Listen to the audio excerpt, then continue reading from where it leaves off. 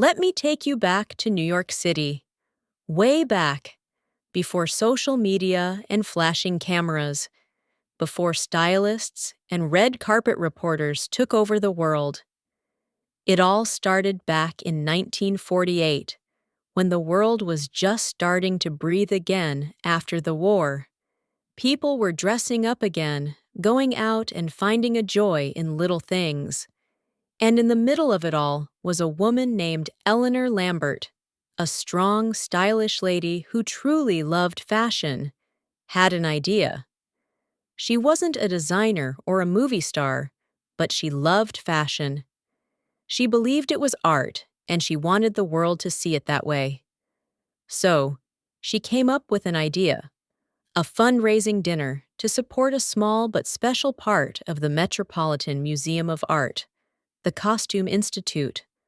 Nothing flashy, just a midnight supper at the elegant Waldorf Astoria Hotel, where the city's high society showed up in their finest gowns and suits, sipped cocktails, and quietly supported fashion as a serious art form. Tickets were only $50, but nobody knew that this modest gathering would one day grow into the most glamorous night in fashion history. And for years, the event stayed small. But then something changed. It was 1972 when Deanna Vreeland walked through the doors of the Costume Institute, and with her came a new chapter in the Met Gala's story. Imagine the scene.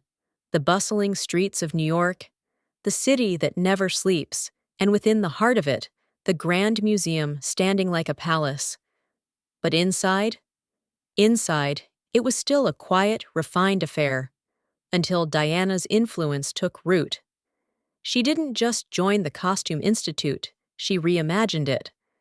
Diana believed fashion wasn't something that could simply be worn.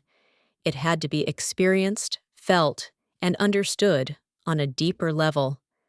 She had an eye for the dramatic, the fantastical, and in her hands, the Met Gala became something no one had ever imagined. From the moment she took over, she made the event electric. It was no longer a simple fundraising dinner. It became a world of its own, one where stories came alive through fabric and thread. The very first year she introduced her idea of themes, people didn't just wear clothes, they embodied them. Balenciaga, Hollywood glamour. The guests? They didn't just show up, they transformed, becoming living works of art. Celebrities like Andy Warhol, who had always lived on the edge of the bazaar, stepped onto the carpet, a figure of intrigue and mystery. Cher walked into the room like a vision from another world. With her unstoppable energy, she seemed to glow, as though she had stepped right out of a dream. Every move she made was bold, effortless, and unforgettable, commanding attention from every corner. The crowd couldn't help but be drawn to her and mesmerized by the electric vibe she brought, as if the very essence of glamour and magic followed her every step. Each year, the gala became more extravagant, more mysterious, more magical. With Diana's vision, it was no longer just an evening of fashion. It was a celebration of imagination itself. Soon, the whispers turned into a roar. The Met Gala had become an unmissable spectacle, and everyone wanted to be part of it. Fashion designers, artists, celebrities, they all knew that the Met Gala wasn't just an event. It was the event. The moment when fashion went from art on the runway to storytelling on the red carpet. By the late 1980s and into the 1990s, the Met Gala was buzzing with excitement. Designers began buying entire tables, inviting their celebrity friends, movie stars, singers, and models to be their guests. The guest list got fancier, and soon, the event was no longer just about fashion history. It became about identity. Every outfit told a story. The cameras began to flash, and reporters started paying attention to the gowns, the drama, and the flair. It wasn't just about what was worn. It was about who wore it and what it meant. Photographers gathered outside, eagerly waiting for a glimpse of the celebrities arriving. People started talking about the entrances, the clothes, and the themes. The Met Gala was no longer a small, quiet fundraiser. It had become a moment where celebrities and designers could showcase their identity and make a statement through fashion. It was still far from being a global event, but it was clear that something big was happening. Then, in 1995, a new chapter began. The real transformation of the gala was just around the corner. People lined the streets, wondering, who are these people? What are they wearing? And how do I get in? In 1995, the Met Gala found its queen, Anna Wintour, the sharp, calculating force behind Vogue. With her signature bob haircut and dark sunglasses, she took over the event like a director commanding a blockbuster movie. Anna's vision was clear. She wanted the Met Gala to be the fashion event of the year, the Oscars of style. And when Anna took charge, nothing was ever the same. Anna meticulously curated every detail: who got invited, who sat where, and what the theme would be. No invitation? You weren't getting in. No matter how famous or important you were, if your name wasn't on the list, you simply didn't belong. Under her rule, the Met Gala turned into the Super Bowl of fashion, a world where glitter and feathers collided with drama and glamour. It became a universe of exclusivity, where even billionaires could be turned away. Anna wasn't about nice dinners. She wanted drama. She wanted discipline. She wanted the world to watch in awe as fashion's biggest night unfolded. She wasn't just planning an event. She was creating an empire. With precision, she sculpted the guest list, hand-picking each person, designing each moment. The themes? They were her personal masterpieces, each one more captivating than the last. The Met Gala was no longer just a night out. It was a global event, a sacred celebration of fashion. Anna Wintour didn't ask permission. She took control.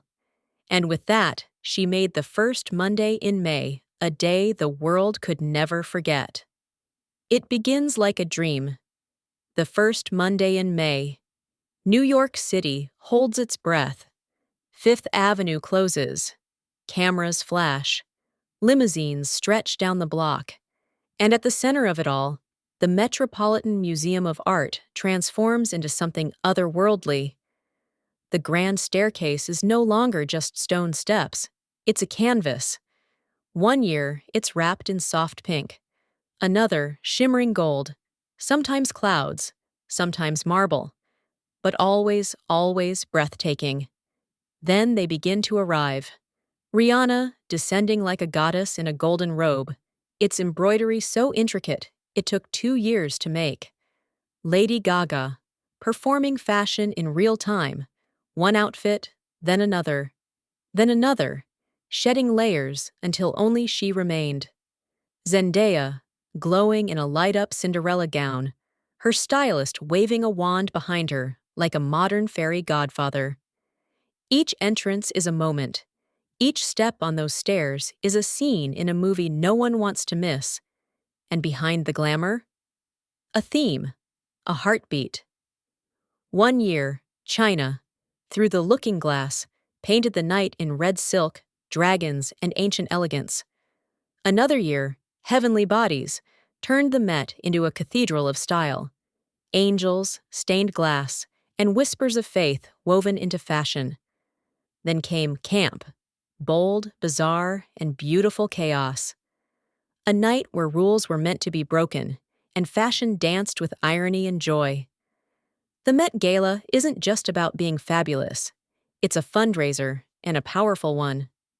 Every year, the event raises millions of dollars, over $200 million in total, for the Costume Institute. That money funds exhibitions, research, restoration, and more. Each ticket costs around $50,000, and a designer-sponsored table. That can go up to $300,000. So when celebrities walk up those famous stairs, they're not just striking a pose, they're supporting fashion history. Inside those walls, time feels different. There are no press interviews, no flashing cameras, just hushed conversations, clinking glasses, and music echoing off marble walls. It's a world designed for the chosen few, where even the most famous faces pause, take a breath, and soak in the atmosphere.